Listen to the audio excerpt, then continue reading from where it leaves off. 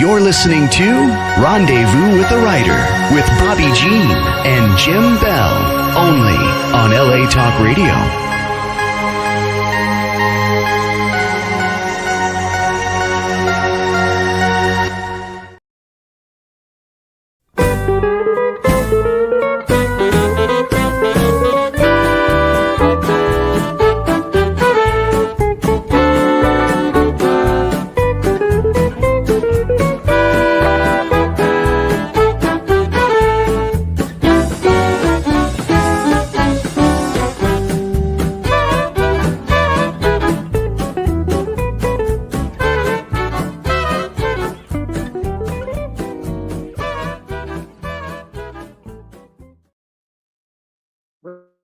Welcome to Rendezvous with the Writer, where readers and writers meet. And story is everything. We're your hosts tonight, Jim and Bobbi Bell. You just been listening to the Hot Texas Swing Band doing their rendition of Hot Texas. Yes. We are so happy that you are joining us for episode 199. Oh my goodness. If you are watching us live tonight, or you're catching the podcast immediately following, or sometime down the road, we are so delighted to have you with us. And I do want to make just a little mention that if you are watching live and you'd like to ask a question, or you'd like to say hello, or you'd like to make a comment, go ahead and do that on the Facebook page. We can't see it, but we will go and look immediately after the show. We love to see what you're thinking, and we can respond right away. And we just are so happy that you're with us tonight. Jim, who is our guest? I guess it's Chuck Walsh. Ah, here he comes. We're going to be talking to him about his book, The Isolate. Oh, hello, Chuck. Hello, Chuck. We're delighted to have you with us tonight. It's a pleasure to be on. Is there anybody you'd like to say hello to quickly? My family, Sandy, Jessica, all my buddies that are watching. That's pretty much it. But yeah, I think I've got a big crowd watching tonight. Good. Yeah, well, I'll give a shout out to Eddie. We hope Eddie's watching, right? Eddie, if you're watching, thanks for staying awake. We're so happy you're here. Chuck, where are you joining us from tonight? Before I say that, I want to say that happy birthday to you, and it's a privilege and an honor to be on the show on your birthday. So that makes me feel special, because I can talk to other writers that have been on the show, and I said, yeah, but I bet you've not been on when it was her birthday, so I'm special. But yeah, so happy birthday. Thank you. You know, It's your birthday. it is my birthday, and I guess that must be why We got to have a birthday thing here. What is this, little balloon or something? slide. Yeah, so Jim surprised me and put over on my little stool next to me, where I usually have books. Look at that. A happy birthday cake. Chuck, I wish we could have it with you after the show. I'll have a bundt cake on your behalf after we're over.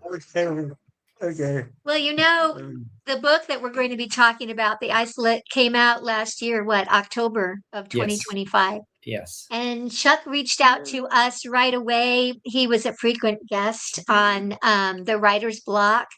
And he realized that we were having this show. And he said, I'd love to be on.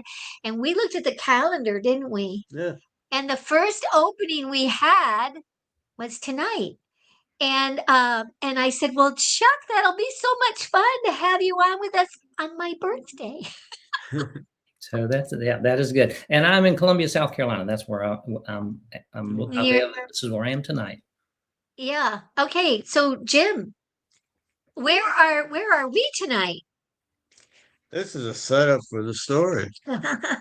Well, I tell you, we're in Johnson County in eastern Tennessee. It's the spring of 1920, and we're in a place called Doe Valley. Or is it Mountain City?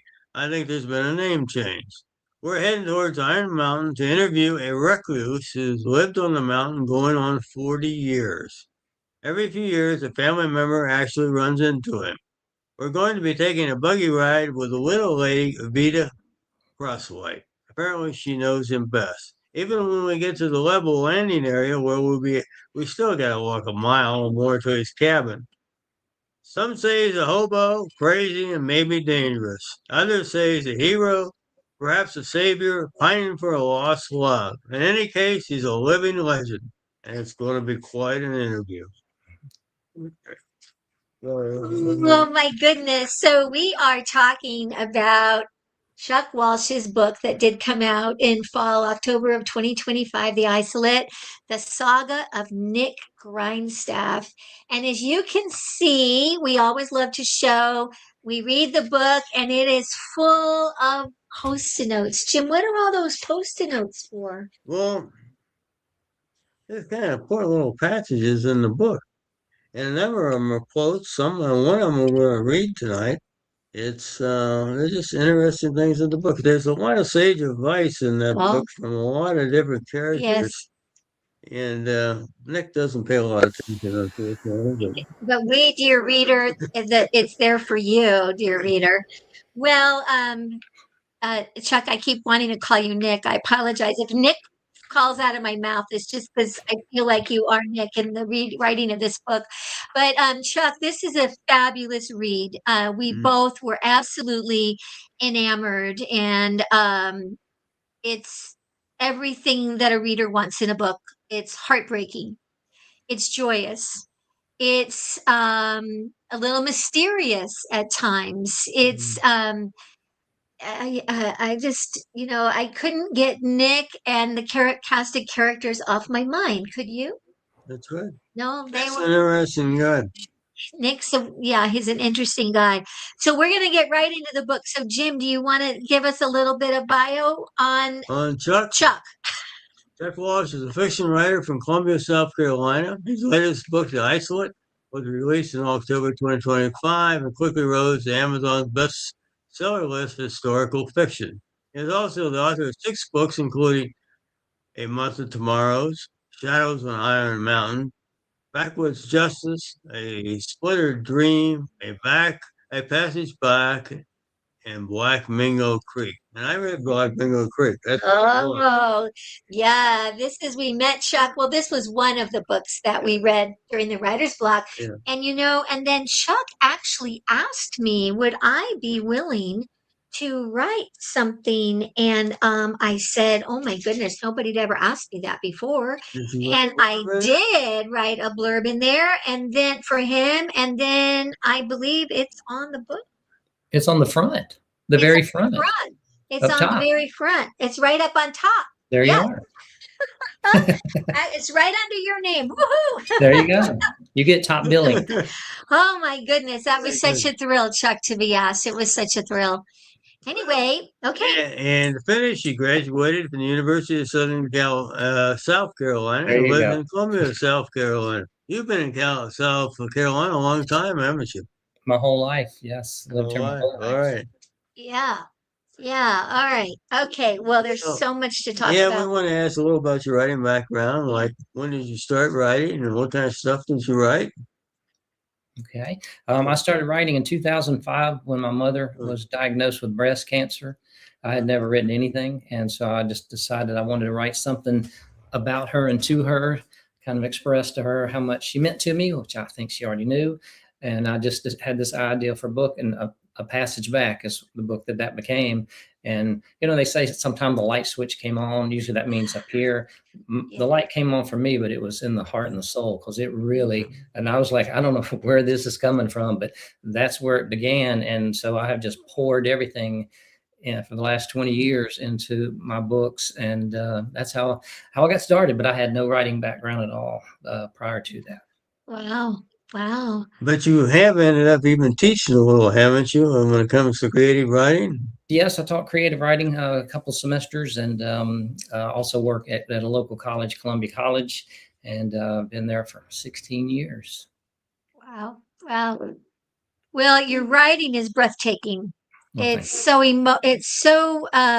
is from the heart. I feel almost like every sentence is your heart pouring out onto the page, no matter who the character is, where it feels like we are absolutely living and breathing with that person's heart. I think it's an enormous talent. When you're not writing, are there some people you enjoy reading? Do you have time to read? Yes, I'm very limited in the time that I have to read, because when I'm not working, I'm working on the next book, and so I'm very picky and choosy. And actually, I'll read the same books again and again. And before I write any time, I will read a passage of a couple of my favorite books, and such as Cormac McCarthy. Incredible. I think he's the best writer ever. And this guy's William Gay is 1A, 1B, however you want to say it. And their writing is so deep and it's so unbelievable. Both of them are from East Tennessee. And so they write about that area and that region, and you know that they've got a background in it. And so they know it. And so I will read passages of these books before I begin writing. It's like, all right, this fuels me to and inspires me to write the absolute best that I can. Mm-hmm. Mm-hmm. You know, it's only been in the last maybe couple of years I've heard the name Cormac, McCarthy, and I have yet to read, and I read anything by him, and I'm obviously well behind. We both are. But you mentioned him, and somebody else has mentioned him. He's won a lot of awards. He's won. He's won the Pulitzer, and he's pretty famous. And we were talking the other night, and Barack Obama is going to have his own little podcast on books that inspired him, and one of them is Cormac McCarthy. Yeah. I thought that was so interesting. A particular one, the little horse, all the little horses, all the little horses, all the pretty horses, all the pretty horses. Yeah. Yeah, it was the particular book that that he will, I guess, be talking about in one of his podcasts. And so it's just so fascinating. Let's see. Okay, we just covered everything that we wanted to cover in that segment. We can talk about more if you want. Yeah, I can go a couple hours if you'd like. What we're going to do, because we have a lot more coming down the road, what we're going to go ahead and do is take our very first break, and we're going to talk a little bit about our sponsor, Blue Cottage Agency. Are you a writer? Are you looking to increase your book's readership? Are you eager for a digital book tour or thinking about time to refresh your author branding? Here's a word from our sponsor, Blue Cottage Agency, who can assist you with all of this and more. Don't go away with our special guest, Chuck Walsh, and a little music. When we come back, we'll be right back. Authors, build your readership with Blue Cottage Agency, specializing in book marketing, author branding, digital book tours, classes and workshops, one-on-one coaching, social media. Experienced, trusted, effective. Contact us today, bluecottageagency.com. Supporting writers and authors since 2009, proud sponsors of Rendezvous with a Writer. And the memory of her going and the longing for her staying still echo through the mountains of the heart. Mountains of the heart, they're haunted, filled with granite shadows, oh so dark, and the ghosts of things that might have been so lonesome ever wander forever through the mountains of the heart.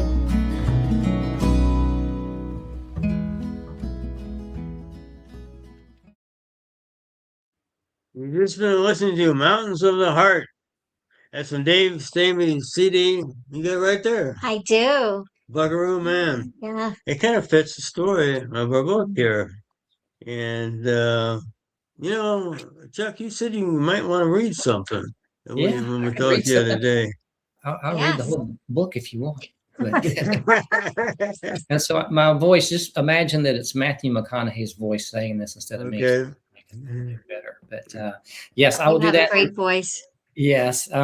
So I've just got a passage I'd like to read, and just setting it up a little bit. I just imagine what it must have been like for Nick all alone in that cabin, especially like on a cold winter night. And here he's gotten older, and just the things that must have run through his mind as he's in that cabinet every night and by the little fire. And so this is a scene that I imagine that he would have thought up and something that would have played through his mind. So if you'll indulge me, I'll read for a few minutes. Winds slammed against the cabin walls like a plague newly freed. Nick stirred the fire, trying to command it to a stronger force. 2 wool blankets were draped across him as he sat on his bed. He searched for warmth, but could not find it. Above the cabin, the hardwoods creaked and wailed as though being beaten into submission. Nick's beard crackled when he ran his fingers across it, pondering the wars that had plagued man since the beginning of time, and to what thoughts God must have had of each. Had there been some miscalculation in the initial blueprint, a grand design gone awry? At some point, had he attempted to correct the flaw, resigned when he realized it was beyond repair? Nick reckoned God turned his focus on the land itself, something man could coexist with without taking up weapons to survive. Nick's breath hung white in the cabin until the faint heat of the fire erased any proof it existed. He took hold of a burlap sack set near the fire and removed the remaining strips of squirrel jerky. Food supply was getting scarce. He studied on how many days the snow and the winds had hammered the mountain, continuing, and he figured the number was 4. With snow mounting, the wind battering nonstop, he found himself in some form of hibernation to where he couldn't remember if it was night or day. When he had peered out the barely open door, the snow had nearly reached the top of the door facing. The dim skies and the opaque landscape made it appear as though the world was stuck in some constant state of dusk from which there was no escape. Eyes closed, breathing in the cold that seeped through, he searched for the peace that only Iron Mountain could provide, and he finally found the warmth he sought. The winds became melodic in sound, and a tune rose inside Nick's soul, a storm perfect in its deliverance, a message to remind him that there were purposes of an otherworldly kind that he was not meant to understand, absolutes in the form of bitter wind and snow. So that gives you an example kind of what I think that was a great passage. I remember that. I do too. And then I thought, as he's opened the door, the snow was over the top of the cabin. You think, yeah, okay, he's here for a long time. He's sealed in. Yeah, he's here for a long time. Yes. Yes. And that passage is a perfect representation of so much of what you give us of his life on the mountain, and moments of solitude and moments of working to be able to survive, hunting and farming and everything that he needs to do to just survive. Truly, we talk about this in a couple of months and his thinking and what he's doing at the moment. But the man's been 40 years up there, day in, day out. Yes, and unrelentless. Yes. It's gonna make. Yeah, it's oh my goodness, it's a fabulous book. It's a book actually to read and reread because things will pop out at you on another reading that maybe you missed the first time through, especially a lot of the, not exactly advice, but the wisdom and the observations and the other pieces that you lay in so beautifully, Chuck. What inspires you to write the story? Yeah. Well, when I was about 9 or 10 years old, my mother gave me this book called The Hermit, Nick the Hermit. And it's a 26-page book, and it's written in poetry form of Nick's life. It was written in 1926. Nick died in 1923. And so I became fascinated with him in his story when I was little, had no clue I'd ever be writing something about him. And so mysterious, though, in who he was. And I mean, even the book. So like in the book, you're like, okay, well, let's take a look. See that guy right there? Like, okay, that's not him. That's his brother. His brother. Ah, is that John? Is that John? Or, yeah, it looked like he's 12 feet tall, but they let him have a picture of Nick in here. So the only thing that they did have in there, that's the dog Panther. There's Panther. But he was mysterious. So anyways, when I began writing and was had written 6 books, and I was like, what's next? And it's like, it has to be Nick Grindstaff. What a story. My family is from East Tennessee back through the 1700s. I was born and raised in Columbia, but my parents back were in Johnson County in East Tennessee.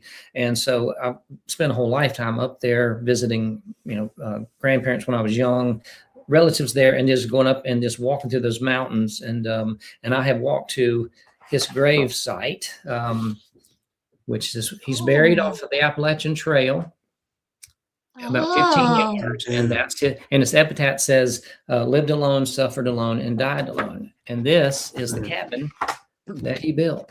He lived in that. He built that cabin. So that obviously that's long gone, but his tombstone still exists 3 years later. And I have been 3 times to that. It's about a 4-mile hike from a road that goes up there. But yeah, so that just got me fascinated. And when I walked to it, and I just kind of felt like, man, I've got to write about this guy. And so I did as much research as I could, but I based a lot off of this and what my parents had told me when I was growing up, what they had been told by their parents.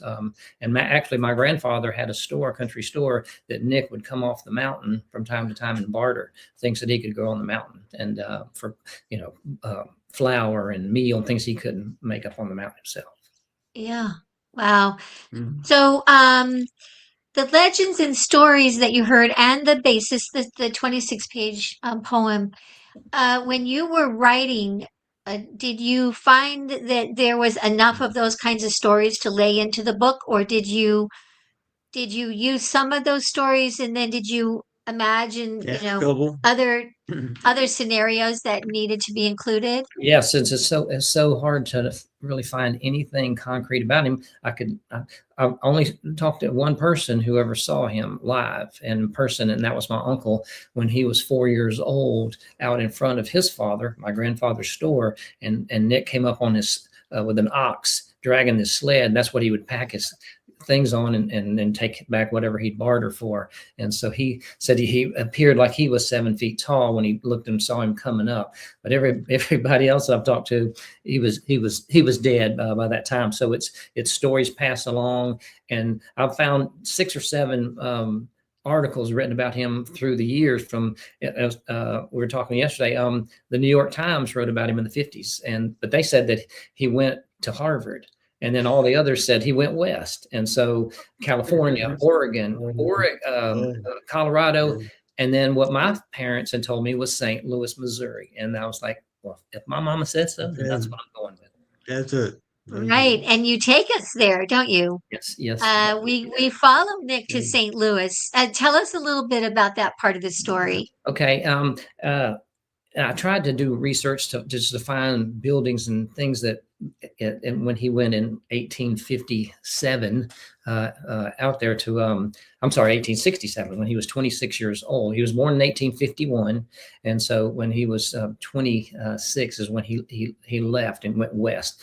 And so I would just also then imagine how it could have been, and him going far away, first time ever leaving that county and being on his own and working and just experiencing what it must have been like doing hard labor to make money and kind of see the world before he came back. And so I just tried to imagine and looked at a lot of pictures, a lot of videos I could find, old things from St. Louis in that time frame in the late 1800s to base what I felt that it would be like for him. Yeah. It wasn't an easy life, was it? Oh, no. No. And so since he was born and raised, he was an orphan when he was 3 years old. His parents died about 6 months apart from tuberculosis, and he was raised by relatives. And they had taught him how to cut timber, build things, and construct things, which obviously came in handy when he was building that later on in life. So I wanted him to experience some of that. But I knew logging was such a dangerous job back then, and so I wanted him to experience some of that. And as you saw, it was a tough thing in time that he went through when he was doing that out there. Mm-hmm. I don't know if I asked you tonight. I was just thinking that you did a great job describing logging. Oh, Did you ever do any logging yourself? No. So I just researched and, everything that I've had and just things that we talked about how they had to cut the wood back then and just how dangerous it was. People would die, people would lose limbs. And it was so dangerous to do. And so I just tried to do as much research into that as I could. Yeah. And he was logging on Sundays. So he left the Iron Mountain area to go to St. Louis. Yeah. His whole goal, what drove him to St. Louis and then to work on this seventh day of the week? He never had a rest day. What was his goal? What was that all? Okay. Why? Yeah, we won't spoil for the people who haven't read it. But two things. He wanted to go and kind of see the world. He had a friend who lived there and said, "There's plenty of work. Come out here and you can make more money." And that he had aspirations of marrying his sweetheart when he came back with the money. And so those were the reasons that he went out there. Yeah. And I was thinking there's a theme of freedom that runs throughout this book in different ways.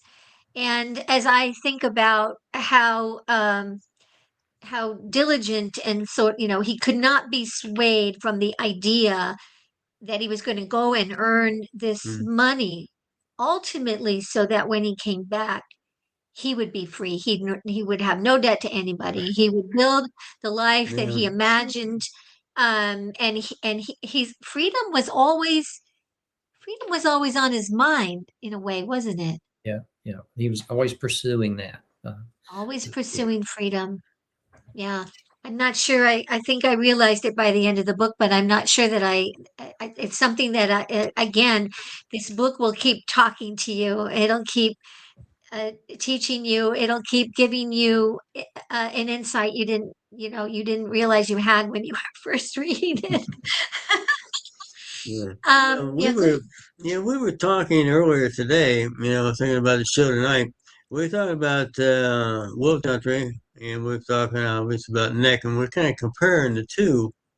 I made the comment to Bobby. I says, Nick was a mountain of a guy. He's not a guy that you wanted to fight with, even if you had a couple friends with you. He was really a tough guy. But Will wasn't as tough, as far as physically being tough. It seems like Will had a tougher mind. He could handle. He seemed to be able to handle bad situations perhaps better than Nick could. He survived, and maybe Nick didn't quite. The same, yeah. Yeah. Yeah. I think he would just kind of let things roll without making a fuss. But as you saw with the Nick, it was when they were attacking either thing about his homeland, people from Tennessee, making comments about his girl. He wasn't going to let that go. No, he wouldn't. No, you didn't. And he was kind of deceiving on his size and all.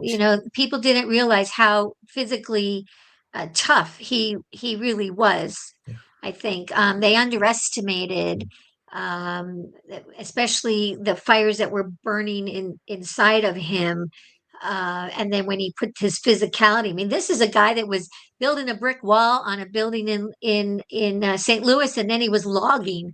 I mean, this is not a guy working at a desk. No. Physically very, even before he lives on his own, physically, you wouldn't really want to tangle with him. No. Let's see. Do you have a question, honey? I'm sure you have a question.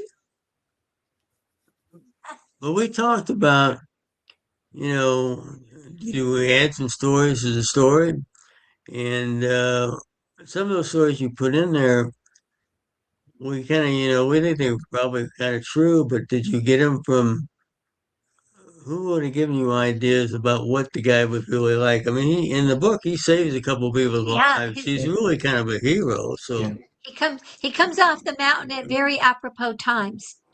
Yes, he does. Yes.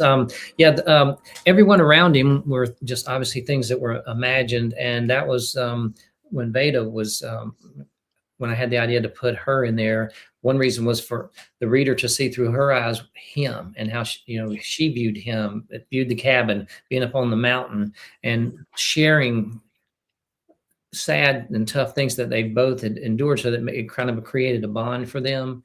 So that's where she came, and she's based off of the life of my aunt Anne, she's 91 and lives still in Johnson County, the last surviving sibling, but she is the epitome of a tough mountain woman, and she endured a lot of the things in her life in the book that I put in there, but she experienced those things for real. Yeah, I liked Vita very much. Yeah, she's kind of woman. She's probably, of all the characters in the book, the only one that, well, not the only one, but the one that would be closer to him in a mindset that would understand him. Yeah. And he would understand her, actually. Yeah.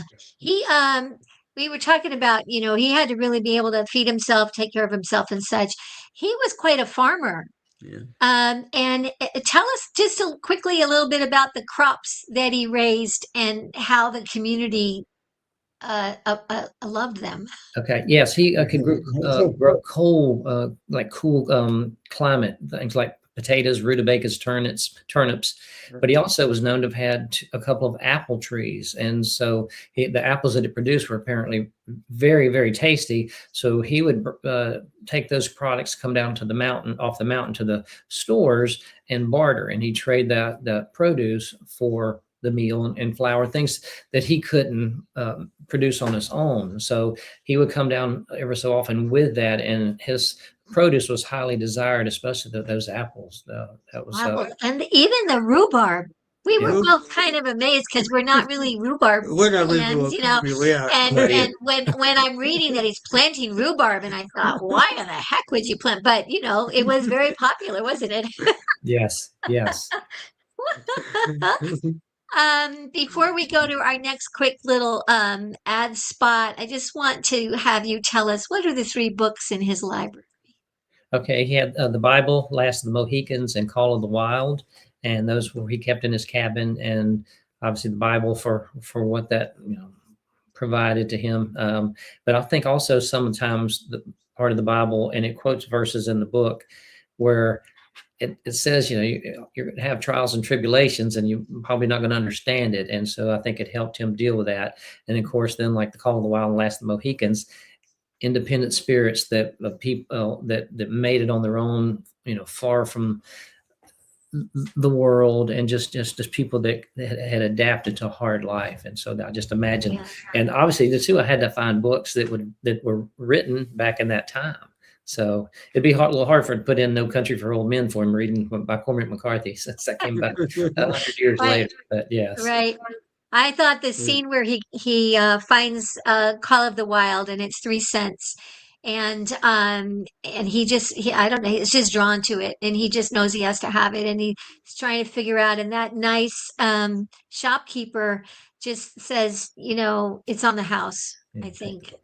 Please just take it. And I thought how interesting that he would feel like this is partly my story, Call of the Wild. And it hadn't been out very long. It was still kind of, considering when it came out and when he gets it and how old he is and all, it's like, I don't know, maybe 5 years. Somewhat current. But it's kind of a current book. And I thought that was really lovely. We are, speaking of books, we're going to step away for just a moment and tell you about one of the places that you can order the books of many of our author guests, including The Isolate. You can find our guests' books on our Out West Shop affiliate page on bookshop.org. And don't go away, a little music and more with Chuck when we come back. Story is everything. Find a great one on Out West Shop's bookshop. Go to outwestshop.com. Find books and CDs on the menu. Choose Shop Out West on bookshop.org. Browse through featured authors on Rendezvous with a Writer. Explore curated book lists and our featured picks. Add in note cards, calendars, and jigsaw puzzles. One-stop shopping for great gifts. Use the search box to find thousands more titles. Make the switch. Your purchase supports us as independent booksellers. That's some things you learn by only doing when it comes your turn. Some things come around, so be ready if you can. You play your heart loud. farmer turns his land. And you plant your fields when the spring is tender. When the summer beats down, you pray for rain. You hope for the harvest and the long cold winter. And then you plant your fields again. Just listen to Eli Barcy, Plant Your Field. So apropos for our story here. It's from her album, what? How the West Was Heard? How the West Was Heard, H-E-R-D. How the West Was Heard. Yeah, it kind of explains a little bit of his daily life program. Oh. Well, let's see. Let's talk about some characters, right? Is it character? Yeah, character time. We've talked about some, but you know, we know you got total control of these guys and gals, but did any of them ever surprise you? Not really. I kind of put them in. I've kind of knew the reason that I was going to, but the one that did at a certain point, and you know, but I'm not going to give it away to the people who haven't read it, with Annabeth. At a certain point where, you know, a decision made really kind of set the path going forward for the rest of their lives. That one kind of caught me off guard, but it was like, okay, how do I make this work? And so that was probably about the only one that caught me off guard. The one like on the train with Otis, the old man that was talking to him. Cormac McCarthy always has obscure characters that might be in for just a scene, but what they discuss and the things that they talk about are powerful, and then they go away. And so that's why I had him as a little foreshadowing to Nick on the train. But I thought that it was important for the reader kind of get an idea, like, what is whatever he's talking about and saying is that going to come true? And so, yes, that kind of did. Let's talk about well, here's an interesting character, Panther. Yeah, tell us more about Panther. Who's Panther? Yes, and so of course, you know, it and that's one of the things that's truly happened in real life that was in the book.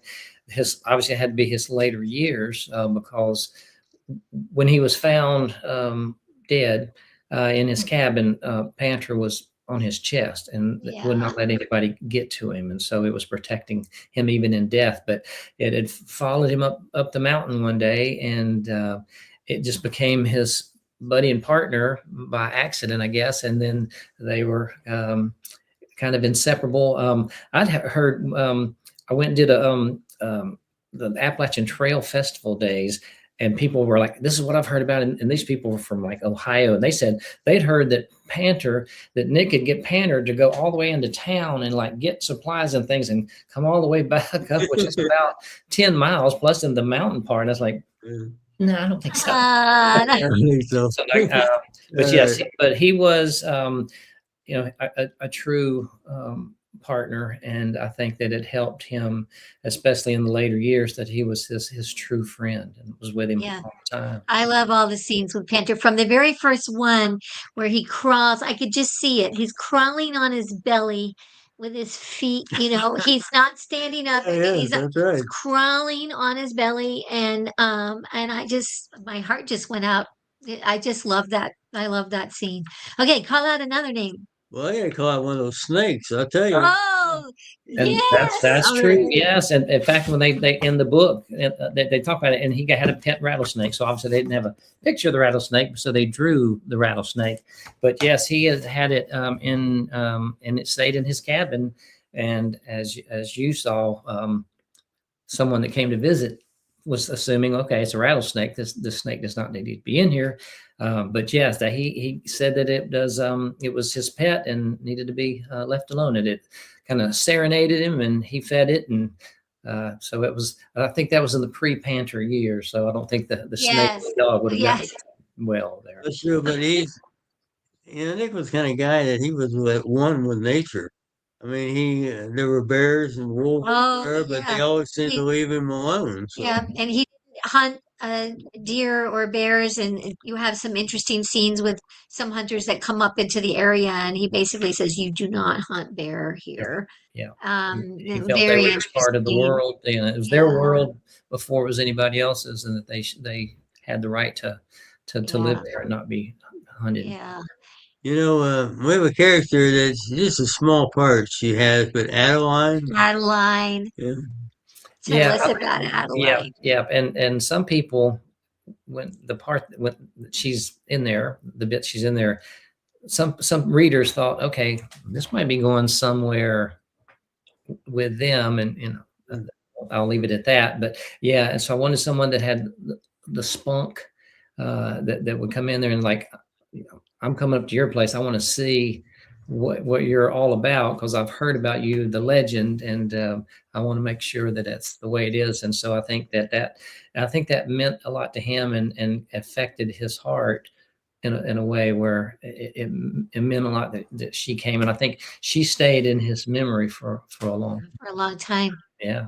So I was gonna say, even though he was recluse, women who saw him were fascinated by him. Even with his really long beard and everything, right? They were still like, this is a guy for me. Yeah. He was supposed to be a very, very handsome man. Okay, we just have time to ask you tell us a little bit about Aunt Cora and Uncle Jericho. They were also wonderful to meet on the page. Yeah, to me, that was important, because since they truly were the ones that raised Nick when he was 3 years old, that they instilled in him things that he would carry through the rest of his life, and how to work hard, not complain, but do it where you are. And the people in Johnson County that I've known, and especially when I was little, that I would see grandparents and people, way back in the day, they had that kind of spirit like them. And that's what I wanted these characters to have, that those people up there cared for people. They loved people, and it was a hard life. It just was. But there were no excuses, but they also had a closeness to their family and to others around to get through life together. Mm-hmm. Good neighboring. If somebody needed food or somebody they were aware. They kind of had their radar on, and they knew that somebody maybe was in need. Okay. And okay, one more name. Do we have time for another name? One more name. Go for the song. Well, okay, one more name. Okay, let's just ask about Vita again, because I was very impressed with her character. Okay. Yeah. And again, the independent spirit that she had to have with what happened to her husband, that she couldn't have any excuses, that she had to keep living and take care of her children. And so it was just that drive, that spirit, but she also had that compassion for others. And she really did for Nick, and understood what he was going through. And I think maybe the only one that really understood him. Yeah. Talking about freedom, we have one more song to play. This is Freedom in the Wind, written and performed by our friend Patty Clayton. And Sam, if you're listening, go ahead and play it. Now another 30 years has come and gone, and the time has come that he's been called upon. He lays there all alone with only God to guide him home. From this pain inside, he's ready to move on. He's anxious to see his mom and dad. They were the only true friends he'd ever had. Though they'd been gone so long, they never knew that he'd done wrong. Still he smiles 'cause he knows they'll understand. He said, I'm looking at my freedom in a different kind of light. I've taken it for granted every day of my life. There'll be no more walls to hold me, no doors to lock me in. I'll see the light and let it take me in. It's my freedom that I'm feeling in the wind.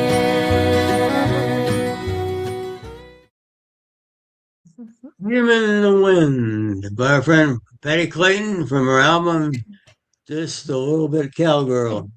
You know, I was thinking about that word freedom because we've been talking about it tonight. And I can't help but remember, as far as I'm concerned, I'm thinking about that word. I go back to Chris Christopherson's song, Me and Bobby McGee. And he has one of the last lines in the song where he says, freedom is just another word for nothing else to lose. Yeah. So Yeah, Nick didn't have anything to lose, did he? No. Totally. Chuck, what's next? Yeah. What are you working on? What are you working on next? Well, it's complete, so I hope we'll have a book deal in the next few months. It's called Jacob's Well, and just briefly, Jacob was similar to Nick. He was orphaned at age 5. His parents killed in a car wreck, and he was raised by foster parents. And when he's grown, mid-30s, he gets presented and finds this keepsake box that was given to him, and it has old black and white pictures of his family, and it has like a necklace and an old watch. And he starts looking through these pictures to try to find out who it belonged to, and he's found a portal to the past. And he finds his mother picture with this necklace, and he said, this was my mom. So he's found a portal to the past, and he can take that item and go to this well, and this man has found him, can send him back in time to be with the person that this belonged to. But when he goes back in time, he has no clue who he was, where he came from. He just appears in Johnson County, and he ends up seeing his mother, grandparents, and he has to regain possession of the item to return back to the present. And he starts going back in different things, and that's what that was about. Wow. If you need advanced readers, need advanced readers, sign us up. Okay. We can take care of that. Where can people find you, follow you, and purchase your book? Well, my website, chuckwalshwriter.com. They can there, and there's a link to buy the books. They can go to randsmithbooks.com, and you can buy them. They have it set up through the bookshop.org that goes directly there to purchase through that. And, you can Amazon, barnesandnoble.com, that type of thing as well. But if you want to kind of follow what I'm doing and places I'm going to go and do events, chuckwalshwriter.com will keep you up to date on all the things that are coming up. Wonderful. Jim, do you have a quote? We do. It's kind of tough to come up so many choices with a quote from so many different passages in the book. Yeah. And I made sure I had a couple quotes here just in case it's you read one of the spots where I was going to make a quote from. You were prepared. Yeah. Nick's on the train, okay? He's heading for St. Louis. He's talking with an old guy. There's an old guy on the train. His name is Oscar Morris. And Nick says, what do you want to look at? Where you've been? Don't you want to see what's coming? This is all new territory for me. I can hardly wait to see it. The old man says, a man who only looks to what's coming can forget what led him to this moment. It's the stuff that gets here that matters. How can a man know how to deal with what lies ahead if he disregards the past? If he doesn't keep his heart what led him to this point? And Nick says, I don't aim to forget what got me to this point. But if a man don't look to the future, to the possibilities, how can he learn what the world has to offer? Yeah, that was a good passage. Oh, that's a great passage. Well, thank you, Chuck, so much for being with us tonight. This has just been a wonderful way to get back in touch with you and celebrate episode 199 and my birthday. And so thank you so much. Thank you for having me. Yeah.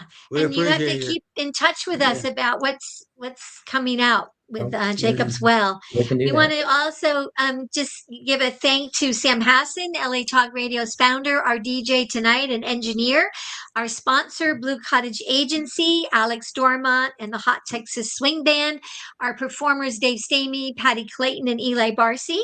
Next week, we start episode 200, and we kick off the month of September because of 2026. And because it is the first Thursday in September, Henry C. Park will be with us, as he always is, film editor for True West Magazine, author of The Greatest Westerns Ever Made and The People Who Made Them. And he will give us his Henry's Western Roundup update on what's happening in Western film and TV. And then we're very excited that award-winning author Michael Knopf will be with us. This is a brand new book, One-Armed Bandit. It looks thick. It is a fast read. It is really, really fun. We've been fans of Michael's for a long time, and he's finally going to be on with us. And that's next week. And do we have anything else? Do we have something to say? Well, again, thanks, Chuck. Yeah, thanks, Oh, Chuck. you're welcome. It was a pleasure. Thank you for having me.